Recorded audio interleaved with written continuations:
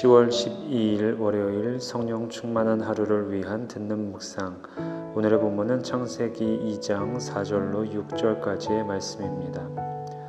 이것이 천지가 창조될 때에 하늘과 땅의 내력이니 여호와 하나님이 땅과 하늘을 만드시던 날에 여호와 하나님이 땅에 비를 내리지 아니하셨고 땅을 갈 사람도 없었으므로 들에는 초목이 아직 없었고 밭에는 채소가 나지 아니하였으며 안개만 땅에서 올라와 온 지면을 적셨더라.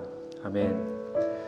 10월을 시작하며 함께 살펴봤던 창세기 1장에서는 하나님의 형상으로 지음을 받은 사람을 만드심으로 6일간의 창조 사역이 마무리됩니다.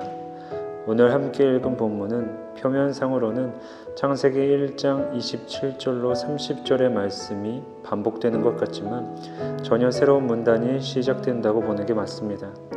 이전까지는 창조 사역을 다뤘다면 여기에서부터는 창세기의 첫 번째 계보인 아담의 계보가 시작됩니다. 하나님과 인간의 관계가 시작되는 시점에 찍은 방점은 바로 4절에 나오는 여호와 하나님이라는 표현입니다.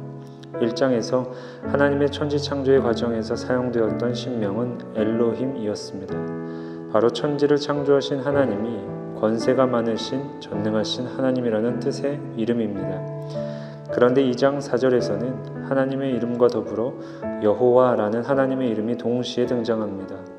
성경에서는 이 여호와라는 이름이 모두 5321회 정도 나오는 가장 보편적인 하나님의 이름인데 여기에서 가장 먼저 처음으로 등장하고 있는 것입니다. 엘로힘이 전능하신 하나님을 나타냈다면 여호와는 하나님이 언약을 세우시고 그 언약을 이루어 가시는 구원의 하나님이심을 강조하는 명칭입니다. 우리는 이 점을 주목해서 볼 필요가 있습니다. 여기에서 엘로힘과 여호와란 하나님의 이름이 함께 사용된 것은 매우 의미심장합니다.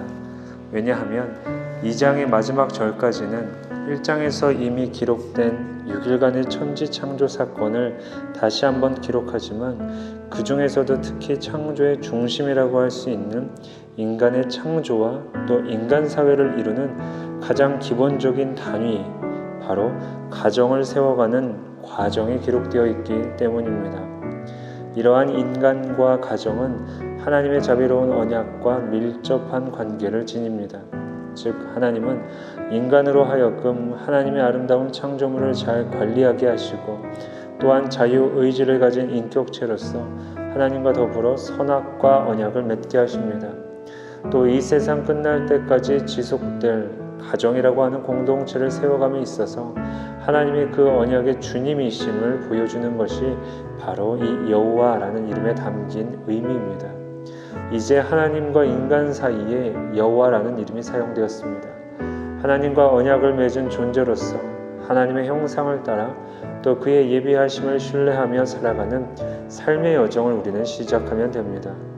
창조주 하나님께서는 인간이 이 땅 가운데 잘 살아갈 수 있도록 전능하신 능력을 사용하셨습니다. 인간이 땅을 잘 경작할 수 있도록 모든 준비를 다 하셨습니다. 아직 비가 내리지 않은 그 땅이지만 땅에서 물이 솟아서 온 땅을 적실 수 있도록 만드셨습니다. 이처럼 인간을 위한 하나님의 모든 준비는 끝났습니다.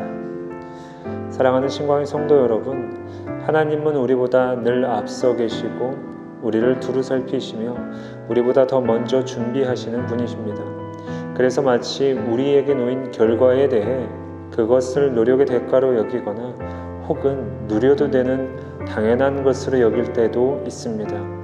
도전하기는 오늘 하루 동안 이미 우리에게 주어진 것들을 자세히 들여다보는 시간을 가져보십시오.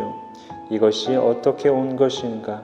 그렇게 하나씩 감춰져 있던 하나님의 놀라운 신비를 발견하는 귀한 한날이 되기를 우리 주님의 이름으로 축복합니다. 함께 생각해 볼 질문입니다. 여러분은 여호와 하나님의 약속을 믿으십니까? 이 질문에 여러분의 마음을 담아 잠시 기도하도록 하겠습니다.